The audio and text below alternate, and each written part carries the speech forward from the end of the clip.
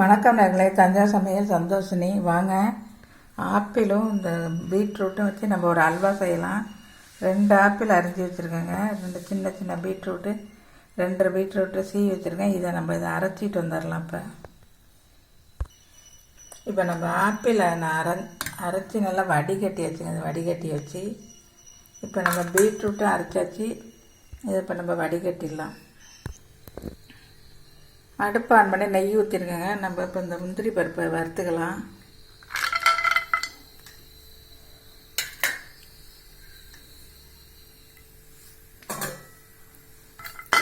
முந்திரி பருப்பை வறுத்து எடுத்துடலாங்க.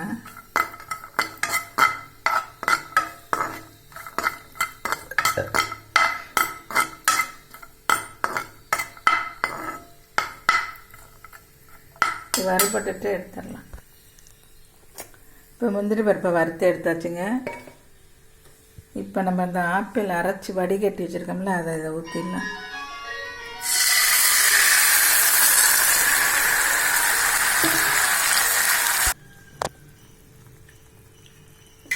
இப்போ நம்ம இந்த பீட்ரூட் அரைச்சி வடிகட்டினோம்ல, அதையும் ஊற்றிக்கலாங்க.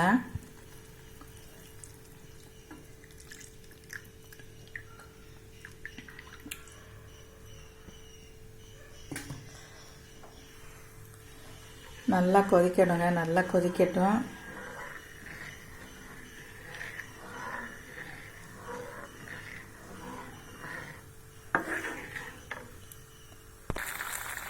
கொதிக்கிட்டுருங்க. ஒரு பிஞ்சு உப்பு போட்டுடலாங்க.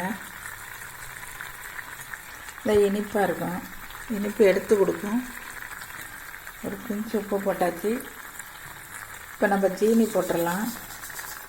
1/2 கப்பு ஜீனி போட்டிருக்கேன். வெள்ளை பாகு கொஞ்சம் ஊற்றிக்கலாங்க, நல்லாயிருக்கும். பாகு வச்சுருக்கேன், வெள்ளை பாகு ஊற்றியாச்சு. ஏலக்காய் பொடி போட்டுடலாம். இப்போ நம்ம சோள மாவு கரைச்சி ஊற்றிக்கலாம். கொஞ்சோண்டு 2 ஸ்பூனு சோள மாவு கரைச்சி ஊற்றிக்கோங்க.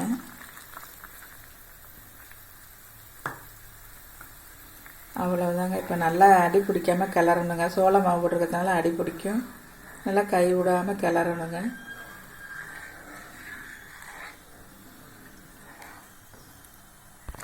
இப்போ நெய் ஊற்றிடலாங்க. நம்ம 2 ஸ்பூன் நெய் ஊற்றிக்கலாம்.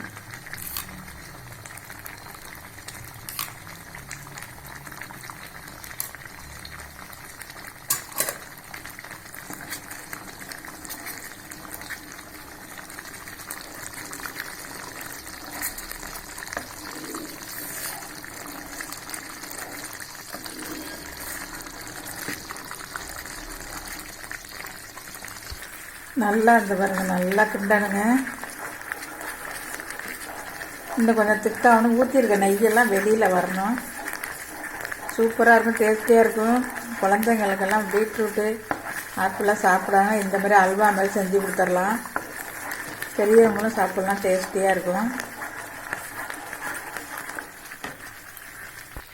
இந்த அளவுக்கு கட்டியாக வந்துடுச்சுங்க. நம்ம முந்திரி பருப்பை போட்டுக்கலாம்.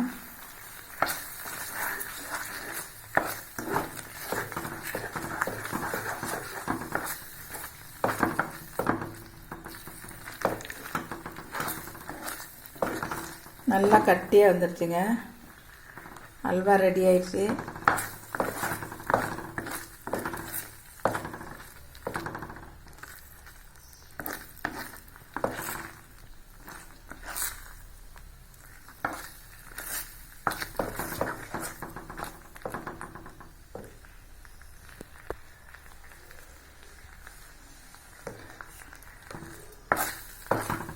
பீட்ரூட் ஆப்பிள் அல்வா ரெடி ஆயிடுச்சுங்க. சூப்பராக இருக்கும், டேஸ்டியாக இருக்கும். நீங்களும் இதே மாதிரி செஞ்சு பாருங்கள்.